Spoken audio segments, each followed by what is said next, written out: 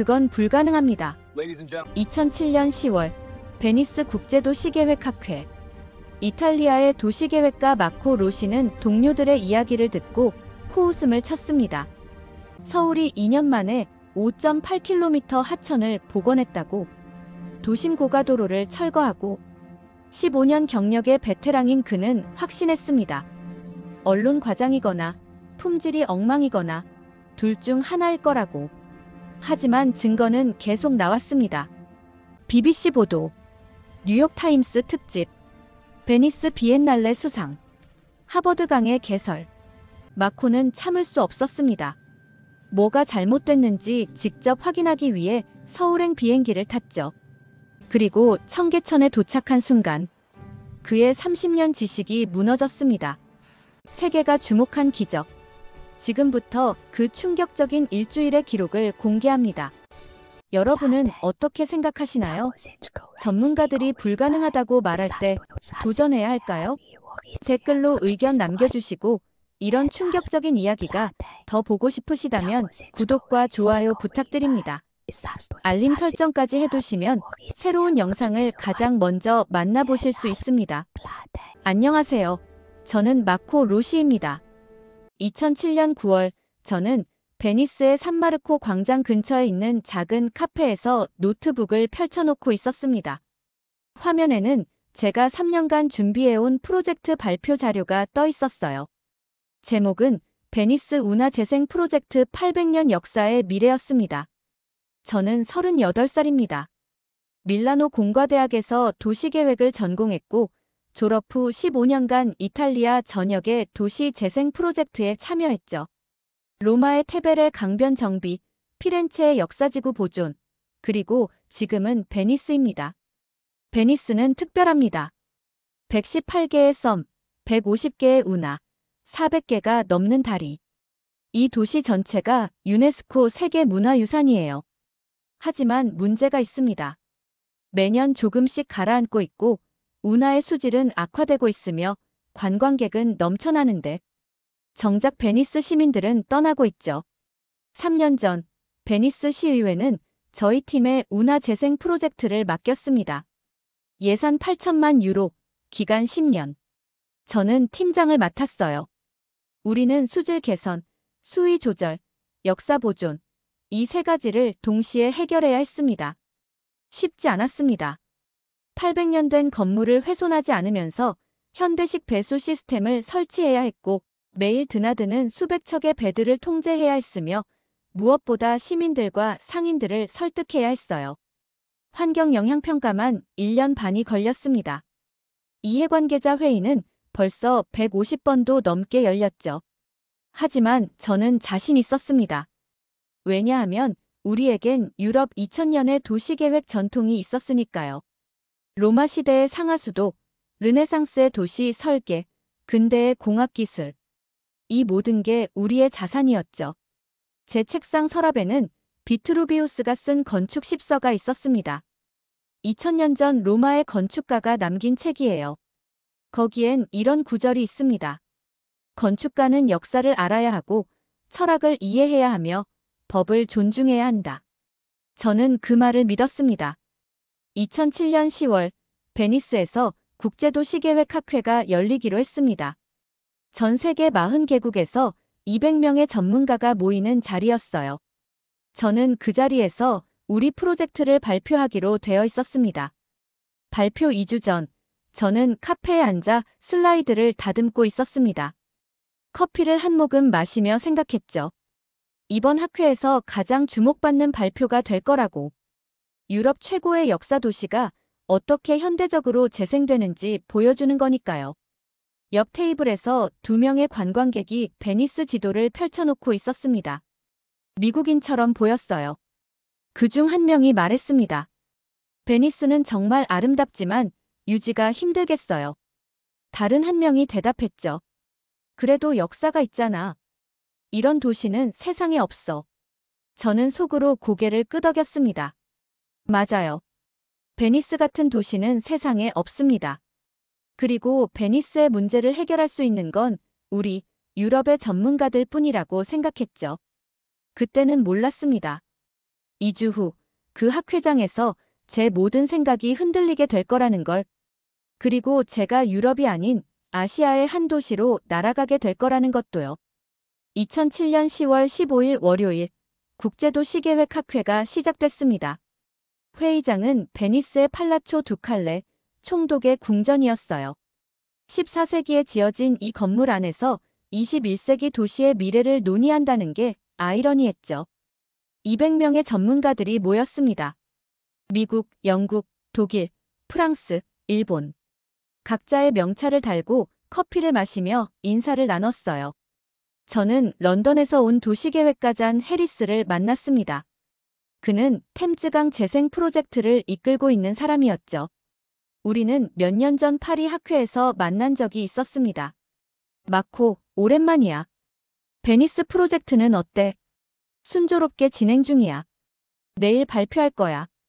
잔은 고개를 끄덕이더니 이상한 질문을 했습니다. 혹시 서울의 청계천 프로젝트 알아? 저는 잠시 생각했습니다. 청계천? 들어본 적 없는 이름이었어요. 아니, 그게 뭔데? 나도 정확히는 모르겠어. 근데 여기 온 사람들이 자꾸 그 얘기를 하더라고. 저는 어깨를 으쓱했습니다. 아마 작은 프로젝트겠거니 생각했죠. 개막 세션이 시작됐습니다. 학회장이 무대에 올라 환영사를 했어요. 그리고 첫 번째 기조연설자를 소개했습니다. 하버드 대학의 도시계획학과 교수 세러 미철이었습니다. 세러 교수는 유명한 사람이었어요. 도시재생 분야의 권위자였죠.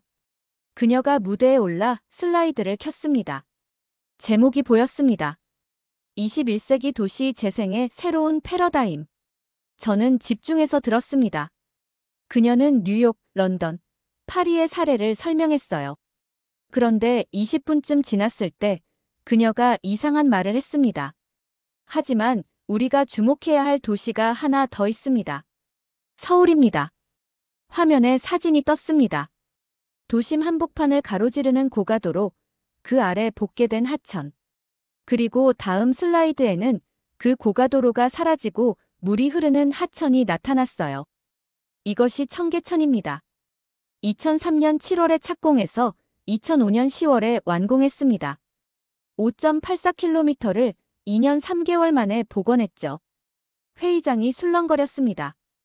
2년 3개월. 저는 믿을 수가 없었어요. 베니스는 3년째 환경 영향 평가만 하고 있는데 서울은 2년 만에 5km가 넘는 하천을 복원했다고. 세러 교수가 계속 말했습니다. 더 놀라운 건 이 프로젝트가 성공했다는 겁니다. 하루 평균 6만 4천 명이 방문하고 기온은 3.6도 낮아졌으며 25종의 어류와 36종의 조류가 돌아왔습니다. 점심시간이 됐습니다. 저는 같은 테이블에 앉은 독일 도시계획가 클라우스와 이야기를 나눴어요. 아까 서울 얘기 들었어? 클라우스가 대답했습니다. 들었지. 근데 좀 과장된 것 같아. 2년 만에. 불가능해. 나도 그렇게 생각해. 그런데 옆에 앉아있던 미국인이 끼어들었습니다. 뉴욕에서 온 도시계획가 데이비드였어요. 과장이 아니야. 나도 처음엔 안 믿었는데 작년에 직접 가봤거든. 진짜야. 저는 그를 쳐다봤습니다. 정말? 정말이야. 고가도로를 철거하고 하천을 복원했어. 그것도 완벽하게. 내가 20년 넘게 이 일을 했는데 그런 프로젝트는 처음 봤어. 오후 세션에서도 청계천 이야기가 계속 나왔습니다. 일본 도쿄에서 온 발표자는 시부야강 복원 계획을 발표하면서 청계천을 레퍼런스로 언급했어요. 프랑스 파리에서 온 발표자도 센강 정비 계획에서 청계천을 예로 들었죠. 저는 점점 불편해졌습니다. 왜 모두가 동양의 한 도시만 이야기하는 걸까? 유럽에는 2000년 도시계획 역사가 있는데 로마, 파리, 런던, 베니스. 이 위대한 도시들이 있는데 저녁 리셉션에서 저는 잔을 다시 만났습니다. 그는 와인을 마시며 말했어요. 이번 학회는 청계천 학회가 된 것 같아. 다들 그 얘기만 하네. 저는 짜증이 났습니다. 과장이 심한 것 같아. 동양의 도시가 2년 만에 뭘 했다는 거야? 잔이 제 어깨를 두드렸습니다. 마코, 나도 처음엔 그렇게 생각했어. 근데 자료를 찾아보니까 진짜인 것 같아. 저는 고개를 저었습니다. 믿고 싶지 않았어요. 하지만 그날 밤 호텔방에 돌아와서 저는 노트북을 열었습니다. 그리고 검색창에 CHEONGG와 ECHEON 소리라고 쳤죠. 검색 결과가 쏟아졌습니다. 첫 번째 링크는 BBC 뉴스였어요. 2005년 10월 1일자 기사였죠. 솔 오펀즈 리스토드 스트리밍 하트 오브 시티. 사진이 보였습니다. 정말로 도심 한복판에 물이 흐르고 있었어요. 사람들이 하천을 따라 걷고 있었고 다리 위에서 사진을 찍고 있었습니다. 저는 다음 링크를 클릭했습니다. 뉴욕타임스 기사였어요. 솔 테즈다운 앤 아이소 언드 리커버즈 이츠 스트림. 기사는 청계천 복원 과정을 자세히 설명하고 있었습니다. 5.84km, 3,800억 원, 2년 3개월. 그냥 언론 과장이라고 무시하기엔 너무 상세했어요.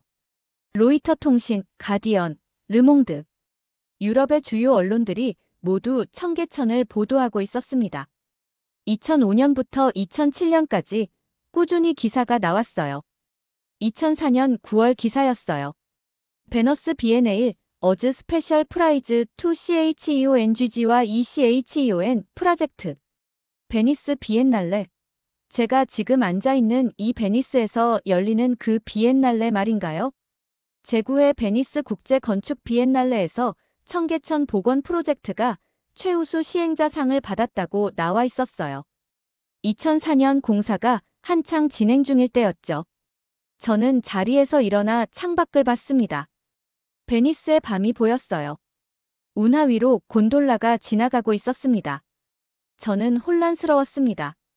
베니스 비엔날레가 서울의 프로젝트에 상을 줬다고. 이번엔 학술 자료를 검색했어요. CHEONGG와 ECHEON, 어번 레스터레이션이라고 쳤습니다.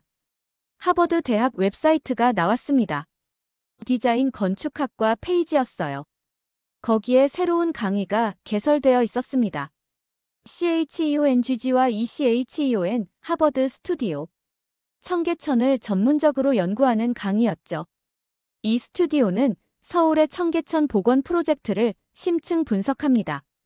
2년 3개월이라는 짧은 기간에 완성된 이 프로젝트는 21세기 도시 재생의 새로운 모델을 제시합니다. 하버드가 한 학기 전체를 청계천 연구에 할애하고 있었습니다. 머리가 복잡했습니다. 저는 15년간 유럽에서 도시계획을 공부하고 실행해왔어요.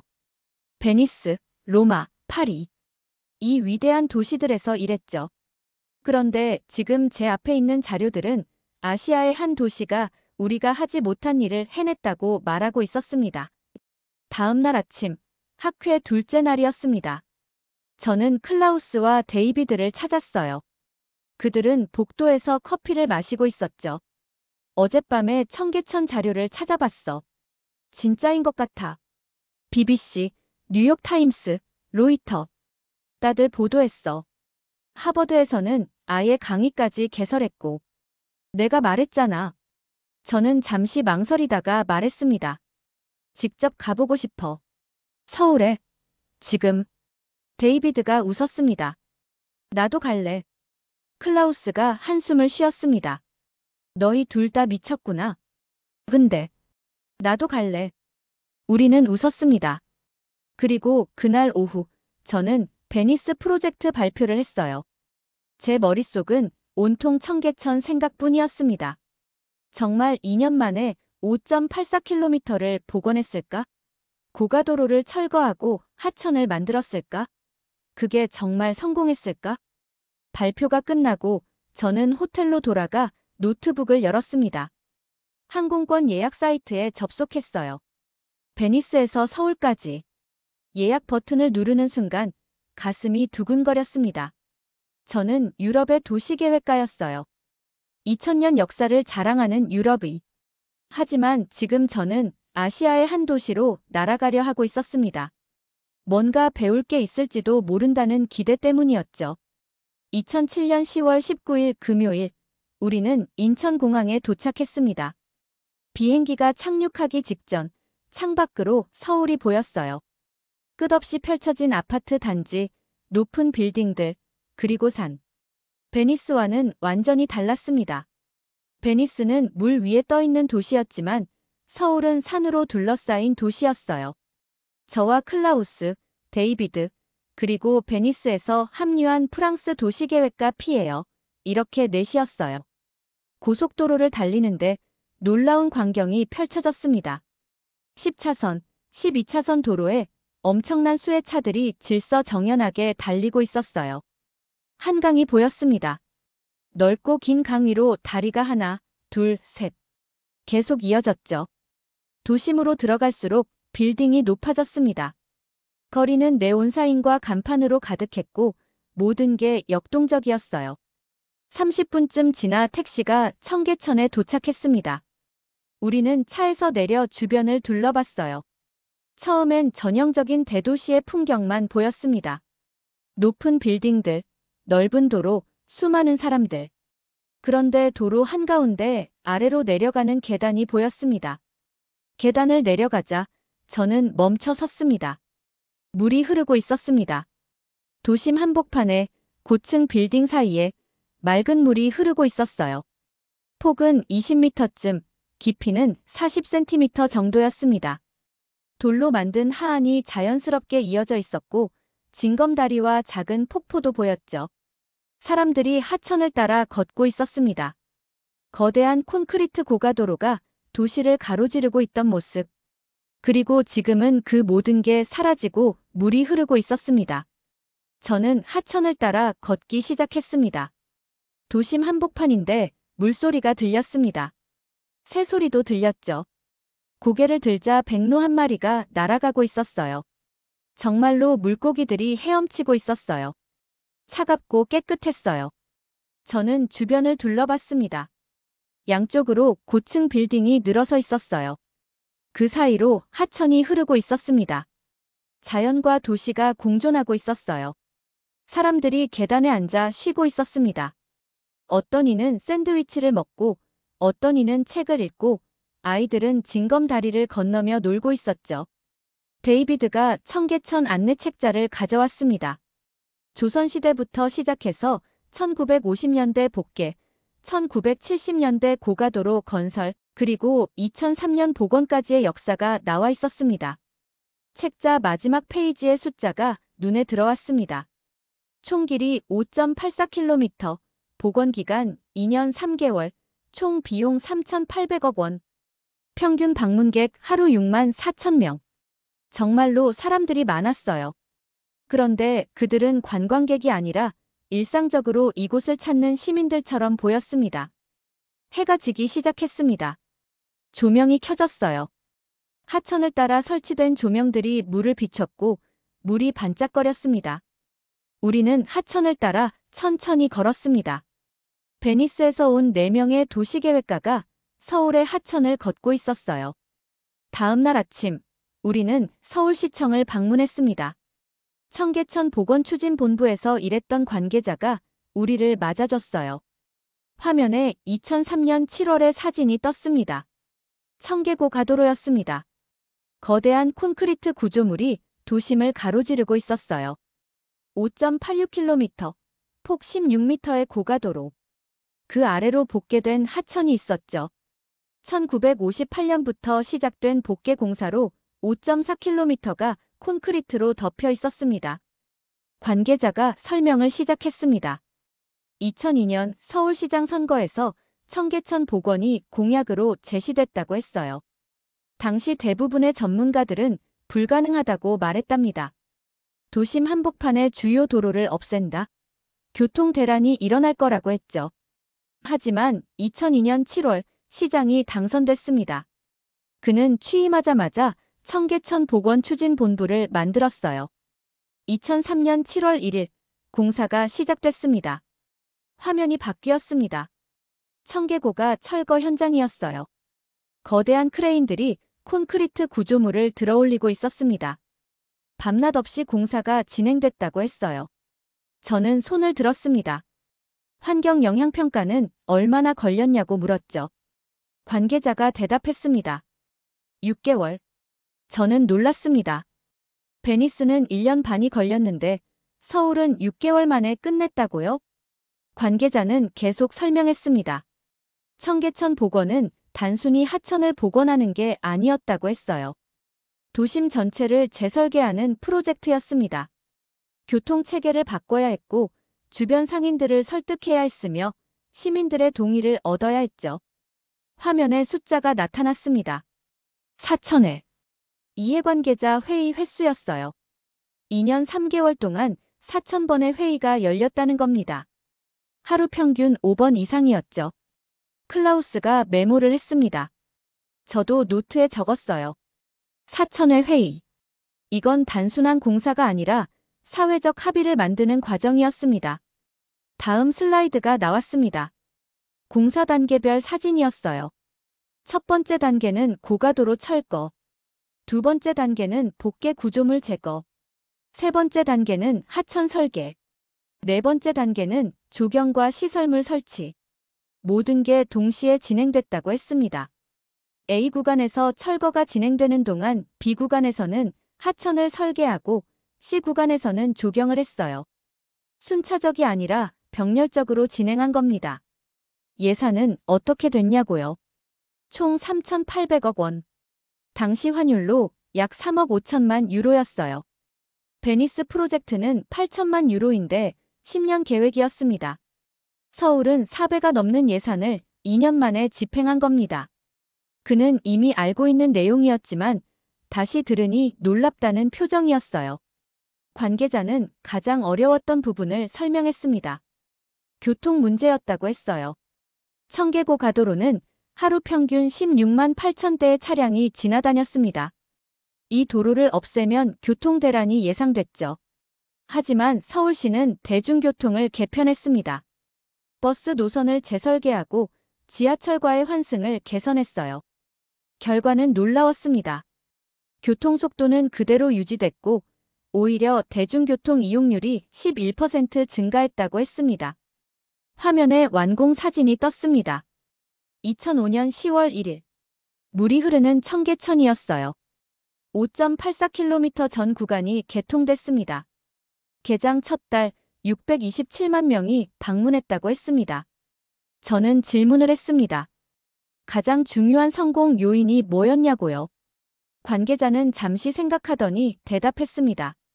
속도와 추진력이었다고 했어요. 반대 의견을 설득하는 데 10년을 쓰는 대신 2년 만에 완성해서 결과로 보여주는 것. 그게 핵심이었다고 했습니다. 회의실을 나오면서 저는 생각했습니다. 베니스 프로젝트는 3년째 환경 영향 평가를 하고 있어요. 이해관계자 회의는 150번 열렸죠.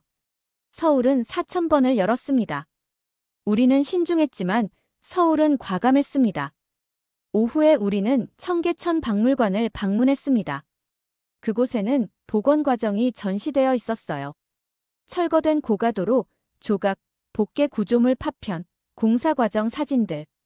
한 전시물이 제 눈길을 끌었습니다. 2만 명의 시민이 그린 벽화였어요. 복원 과정에 시민들이 참여해서 소망의 벽에 그림을 그렸다고 했습니다. 아이들의 그림도 있었고 어른들의 메시지도 있었어요. 저는 그 벽화를 오래 봤습니다. 청계천 복원은 정부의 프로젝트가 아니었어요. 시민의 프로젝트였습니다. 청계천 박물관을 나와 우리는 다시 하천으로 갔습니다. 이번엔 체계적으로 관찰하기 위해서였어요. 저는 온도계를 꺼냈습니다. 클라우스는 수질 측정 키트를 준비했고 피에어는 카메라를 들었죠.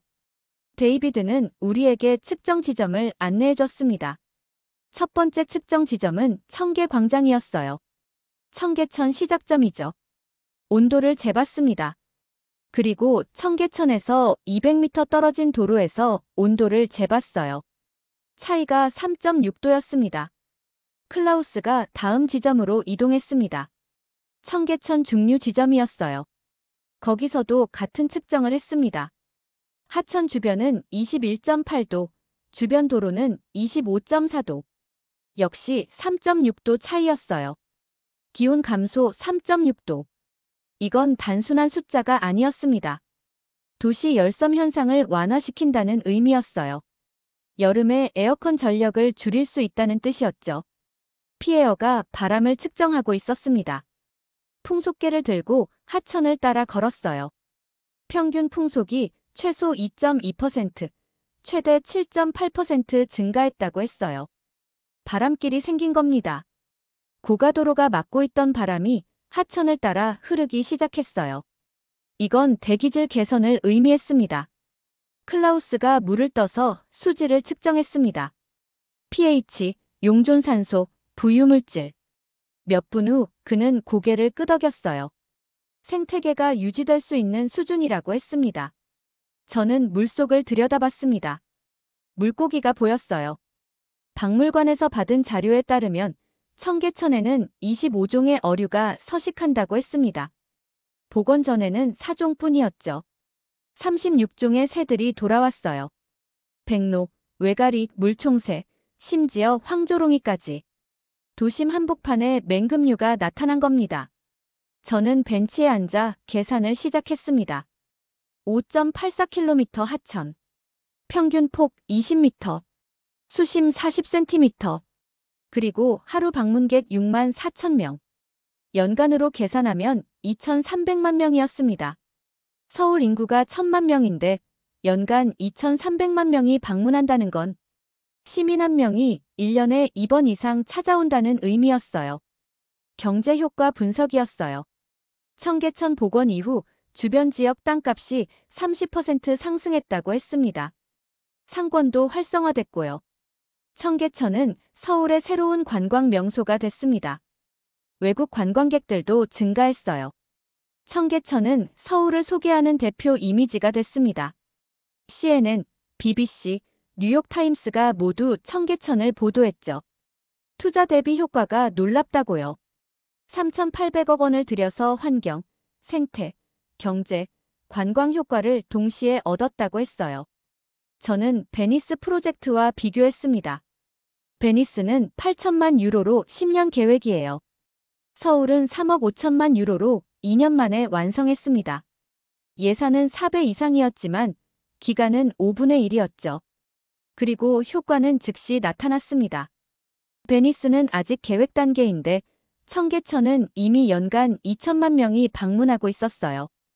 어떻게 이게 가능했냐고요? 저는 지난 이틀간 본 것들을 떠올렸습니다. 4,000번의 회의, 2년 3개월의 공사, 병렬적 진행, 시민 참여, 그리고 무엇보다 추진력. 베니스에서는 모든 걸 완벽하게 계획하려 했어요. 반대 의견을 모두 수렴하려 했고 위험을 최소화하려 했습니다. 그래서 3년이 지나도 여전히 계획 단계였죠. 서울은 달랐습니다. 반대가 있어도 시작했어요. 문제가 생기면 해결하면서 진행했습니다. 완벽한 계획보다 빠른 실행을 선택했죠. 해가 지기 시작했습니다. 조명이 켜지고 사람들이 하천을 따라 걷기 시작했어요. 직장인들이 퇴근 후 산책을 하고 있었습니다. 저는 노트를 덮었습니다. 제 메모장에는 숫자들로 가득했어요. 3.6도, 7.8%, 25종, 36종, 2,300만 명. 모든 숫자가 같은 이야기를 하고 있었습니다. 청계천은 성공했다고. 그리고 우리가 틀렸다고. 베니스에서 30년간 고민한 문제를 서울은 2년 만에 풀었습니다. 서울에서의 마지막 밤이었습니다. 우리 넷은 청계천 근처의 작은 레스토랑에 앉아 있었어요. 3일간 본 것들을 정리하는 시간이었습니다. 테이블 위에는 우리가 모은 자료들이 쌓여 있었죠. 숫자, 관찰, 질문들. 저는 이 모든 걸 3가지로 정리할 수 있었습니다. 첫 번째는 속도였습니다. 베니스에서 우리는 완벽을 추구했어요. 모든 위험을 제거하려 했고 모든 반대 의견을 수렴하려 했습니다. 환경 영향평가에 1년 반, 이해관계자 회의 150번. 그리고 3년이 지났지만 아직도 계획 단계였죠. 서울은 달랐습니다. 환경 영향평가 6개월, 이해관계자 회의 4,000번. 그리고 2년 3개월 만에 완공했어요. 차이는 무엇이었을까요? 우리는 반대를 설득하는데 시간을 썼습니다. 서울은 결과로 증명하는데 시간을 썼죠. 우리는 계획의 완벽함을 추구했어요. 서울은 실행의 속도를 선택했습니다. 클라우스가 말했습니다. 완벽한 계획을 10년 동안 논의하는 것보다 80% 계획으로 2년 만에 실행하는 게 낫다고요. 저도 동의했습니다. 두 번째는 시민이었습니다. 베니스 프로젝트는 기술적 프로젝트였어요. 수질 개선, 수위 조절, 구조물 보강. 모든 게 공학적 문제였죠. 시민은 프로젝트의 대상이 아니라 이해관계자였습니다. 청계천은 달랐습니다. 처음부터 시민을 위한 공간을 만드는 게 목표였어요. 2만 명의 시민이 소망의 벽에 그림을 그렸습니다. 4,000번의 회의에 상인, 주민, 시민단체가 참여했죠. 결과는 명확했습니다. 연간 2,300만 명이 방문하는 시민의 공간이 탄생했어요. 청계천은 서울 시민의 일상이 됐습니다. 피에어가 덧붙였습니다. 우리는 문화재를 보존하려 했다고요. 그들은 시민의 삶을 복원하려 했다고 했어요. 목적이 달랐던 겁니다. 세 번째는 용기였습니다. 베니스 시의회에서 누군가 이렇게 제안했다고 상상해 봅시다. 산마르코 광장 앞 도로를 없애고 운하를 만들자고요. 모두가 미쳤다고 했을 겁니다. 불가능하다고, 위험하다고, 신중해야 한다고 말했을 거예요. 서울도 마찬가지였습니다. 2002년 청계천 복원이 제안됐을 때 대부분의 전문가가 반대했어요. 교통 대란이 일어날 거라고, 막대한 예산 낭비라고, 실패할 거라고 했죠. 하지만 서울은 시작했습니다.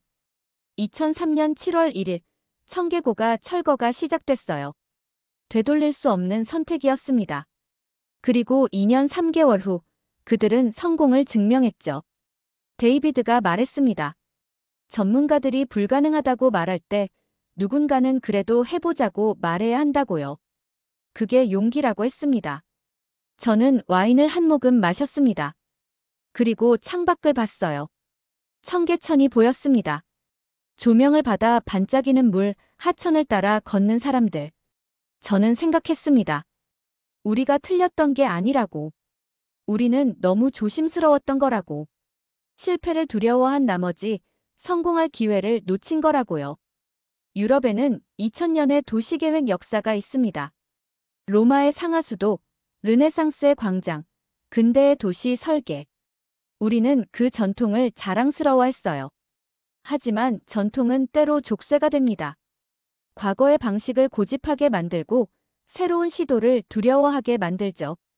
우리는 역사를 지키려다가 미래를 놓치고 있었던 겁니다. 클라우스가 물었습니다.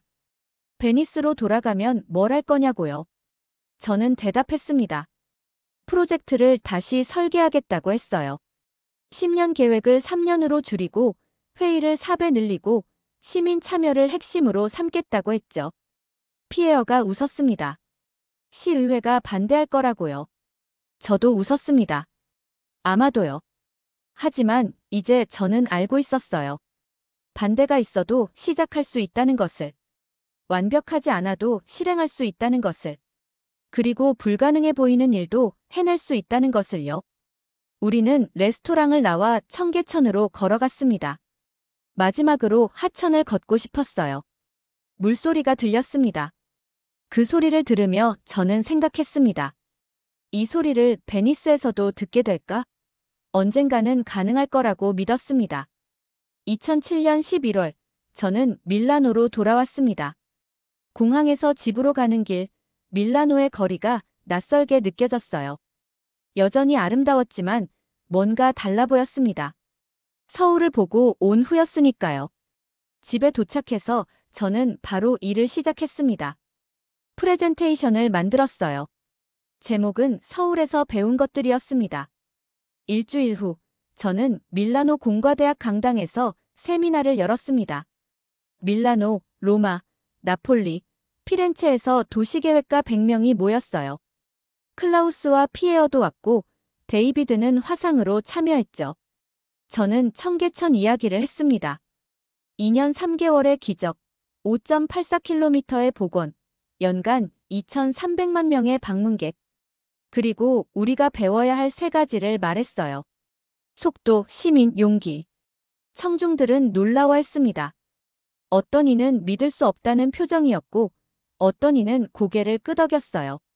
세미나가 끝난 후 많은 사람들이 다가왔습니다. 질문을 했고 자료를 요청했죠. 그 세미나는 시작이었습니다. 다음 달 로마에서 같은 세미나가 열렸어요. 그 다음 달엔 파리에서. 청계천 이야기는 유럽 전역으로 퍼져나갔습니다. 하지만 유럽만이 아니었습니다. 전 세계가 청계천에 주목하고 있었어요. 미국의 도시계획가 제프 스펙은 청계천을 두고 이렇게 말했습니다. 이명박을 대통령으로 만든 업적. 실제로 청계천 복원을 이끈 서울시장은 이후 대한민국 대통령이 됐어요. 일본 도쿄는 시부야강 복원 프로젝트를 시작했습니다. 청계천을 벤치마킹한 거였죠. 오사카도 물의 도시 사업에 청계천 모델을 참고했어요. 2024년 멕시코시티 시장 후보가 선거 공약으로 청계천 같은 운하 시스템을 만들겠다고 발표했습니다. 17년이 지난 후에도 청계천은 여전히 세계 도시들의 롤모델이었던 겁니다. 저는 베니스 프로젝트를 재설계했습니다. 10년 계획을 5년으로 줄였어요. 시민 참여 프로그램을 만들었고 회의 횟수를 3배 늘렸습니다. 시의회는 처음엔 반대했지만 청계천 자료를 보여준 후 동의했죠.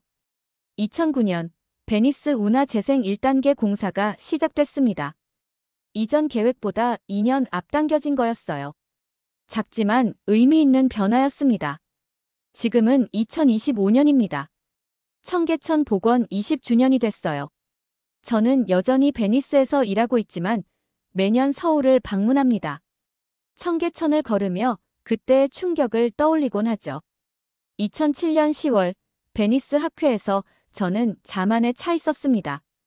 유럽의 전통, 우리의 역사, 2000년의 지혜. 그게 전부라고 생각했어요. 하지만 청계천은 제게 가르쳐줬습니다. 배움은 어디서든 올 수 있다는 것을. 때로는 우리가 예상치 못한 곳에서 가장 큰 교훈을 얻는다는 것을요.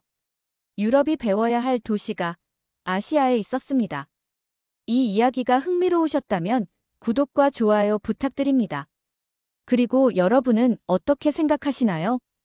여러분의 도시에도 청계천 같은 프로젝트가 필요할까요? 댓글로 의견을 남겨주세요. 알림 설정까지 해두시면 새로운 이야기를 가장 먼저 만나보실 수 있습니다.